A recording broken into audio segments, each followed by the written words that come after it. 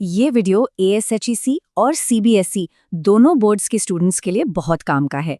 तो चलिए शुरू करते हैं। हेलो दोस्तों, आज हम लोग एक बहुत ही इंटरेस्टिंग सवाल को समझने वाले हैं। सवाल ये है कि जो चीज़ें हमें बाहर से जैसी दिखती हैं, क्या वो अंदर से भी वैसी ही होती हैं? और इस गहरी बात को समझने के लिए हम दो बहुत ही अलग-अलग कहानियों का सहारा लेंगे।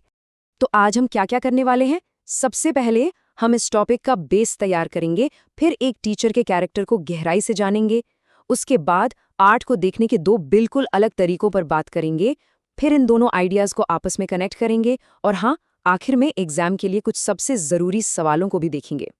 तो चलिए सबसे पहले पड़ाव से शुरुआत करते हैं, जो हमारे आज के डिस्कशन की नींव रखेगा। अब एक सवाल है, कभी सोचा है कि क्या लोग या फिर आर्ट हमेशा वैसे ही होते हैं जैसे वो बाहर से दिखाई देते हैं? मतलब क्या किसी को सिर्फ देखकर जज करना सही है?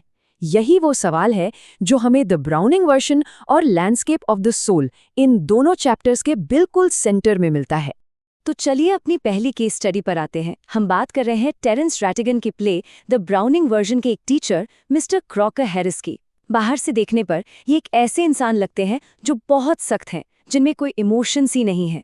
उनके अपने स्टूडेंट टैप्लो के हिसाब से तो वो जैसे अंदर से बिल्कुल सूख चुके हैं, एक अखरोट की तरह। मतलब उनमें इंसानियत वाली कोई बात ही नहीं है, एक मशीन की तरह है। और देखिए टैप्लो उनकी नकल उतारते हुए बताता है कि वो कैसे बात करते हैं। मेरे प्यारे टैप्लो, मैंने तुम्हें बस उतना दिया है जिसके तुम हकदार हो, ना कम न ज्यादा। इससे पता चलता है कि वो नियमों के कितने पक्के हैं। कोई इमोशन नहीं, कोई फेवर नहीं, जो डिजर्व करते हो बस वही मिलेगा।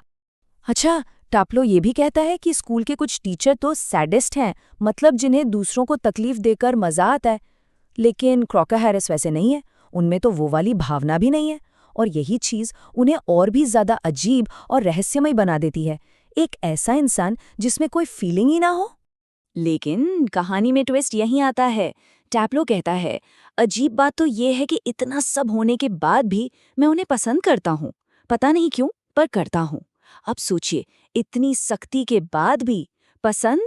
ये पहली हिंट है कि मिस्टर क्रॉकर हैरिस के इस पत्थर जैसे बाहरी रूप के पीछे शायद कुछ और भी है, एक पूरी अलग दुनिया। तो चलिए अब एक कैरेक्टर की अंदर की दुनिया से निकलकर आर्ट के अंदर की दुनिया में चलते हैं, और ये हमें पता चलता है नैथली ट्रोवेरॉय के text landscape of the soul से।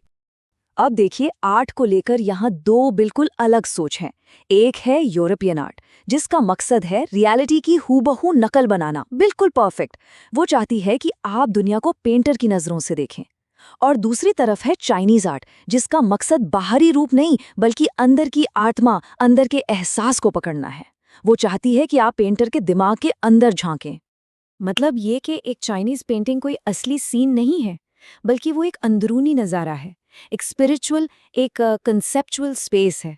आप पेंटिंग में कहीं से भी घुस सकते हैं और अपने मन में, अपनी सोच में उसके अंदर घूम सकते हैं, यात्रा कर सकते हैं। और इसका एक बेहतरीन कॉन्सेप्ट है शानशुई, जिसका मतलब है पहाड़ पानी। ये दो ताकतों को दिखाता है, यांग यानी पहाड़ जो मजबूत, गर्म और मैस्कुलिन है, और यिन यानी पानी जो शांत, ठंडा और फेमिलिन है। और जानते हैं सबसे जरूरी क्या है? इन दोनों के बीच की खाली जगह है जहां ये दोनों मिलते हैं। इसी आइडिया का एक जीता जागता सबूत है आउटसाइडर आर्ट। ये उन आर्टिस्ट्स का काम है जिन्होंने कोई ट्रेनिंग नहीं ली होती, वो बस अपने दिल से, अपनी कल्पनाओं से कुछ कमाल का बना देते हैं। जैसे चंडीगढ़ का रॉक गार्डन, जिसे नेक चंद ने बनाया था। ये दिखाता है कि असली आर्ट वो अंदर से आती है, आत्मा से, किसी रूल बुक से नहीं। तो अब चलिए इन दोनों धागों को जोड़ते हैं। एक तरफ मिस्टर क्रॉकर हैरिस का कैरेक्टर और दूसरी तरफ आर्ट की ये फिलॉसफी। ये दोनों आपस में कैसे जुड़ते हैं? जरा सोचिए, मिस्टर क्रॉकर हैरिस का जो सख्त, इमोशनलेस बाहरी रूप है, वो बिल्कुल यूरोपियन आर्ट जैसा है, जो सिर्फ बाहरी सच्चाई दिखाता है। लेकिन उनके अंदर जो छिपी हुई अच्छाई और इंसानियत है, वो चाइनीज आर्ट की तरह है, जो अंदर की आत्मा को पकड़ती है। तो उन्हें सिर्फ बाहर से जज करना मतलब एक ही एंगल से देखना, लेकिन उन्हें सच में समझना मतलब उनके दिमाग में, उनके कंसेप्चुअल स्पेस में दाखिल होने जैसा है।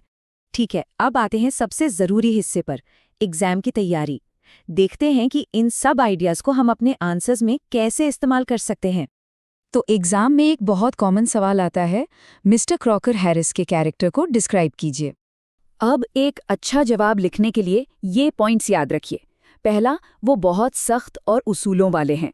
दूसरा, वो सैडिस्ट नहीं है, बल्कि उनमें फीलिंग्स ही नहीं है ऐसा लगता है। तीसरा, उनका एक हिडन सेंस ऑफ ह्यूमर भी है, जैसे उनके क्लासिकल जोक्स। और चौथा, अपनी सख्ती के बाद भी वो रिस्पेक्ट और यहाँ तक कि एक तरह का स्नेह भी पैदा करते हैं। उनकी असली इंसानियत हमें दूसरों के रिएक्शन से पता चलती है। चलिए, अब दूसरे इम्पोर्टेंट सवाल पर आते हैं। चाइनीज और यूरोपियन आर्ट के बीच क्या फर्क है? देखिए, इसके जवाब के लिए ये पॉइंट्स बिल्कुल क्लियर होने चाहिए। यूरोपियन आर्ट का मकसद है रियलिज्म, मतलब हूबहू नकल। ये आपको आर्टिस्ट की आंखों से देखने को कहती है। वहीं चाइनीज आर्ट का मकसद है अंदर की आत्मा और फीलिंग्स को पकड़ना। ये आपको उस पेंटिंग के अंदर उसके कंसेप्चुअल स्पेस में घूमने की आज़ादी देती है। तो सीधी सी बात है, यूरोपियन आर्ट आंखों के लिए है, आप वो देखते हैं जो आर्टिस्ट ने देखा, और चाइनीज आर्ट मन के लिए है, आप वो महसूस करते हैं जो आर्टिस्ट ने सोचा। और अब हम आते हैं अपने आखिरी पड़ाव पर, एक सवाल जो ये सारी बातें सोचने पर मजबूर करता है। जरा सोचिए, हमारी दुनिया कितनी बदल जाएगी अगर हम हमेशा लोगों को सिर्फ उनके बाहरी रूप से जज करने के बजाय उनके कंसेप्चुअल स्पेस में, उनके मन के अंदर जाने की कोशिश करें। अगर हम हर इंसान को एक चाइनीज लैंडस्केप की तरह देखें, तो शायद हमारे रिश्ते और हमारी समझ दोनों ही बहुत ज्यादा गहरे हो जाएंगे, है ना? तो अगर आप सबको ये डिस्कशन हेल्पफुल लगा तो इस चैनल को लाइक, शेयर और सब्सक्राइब करना बिल्कुल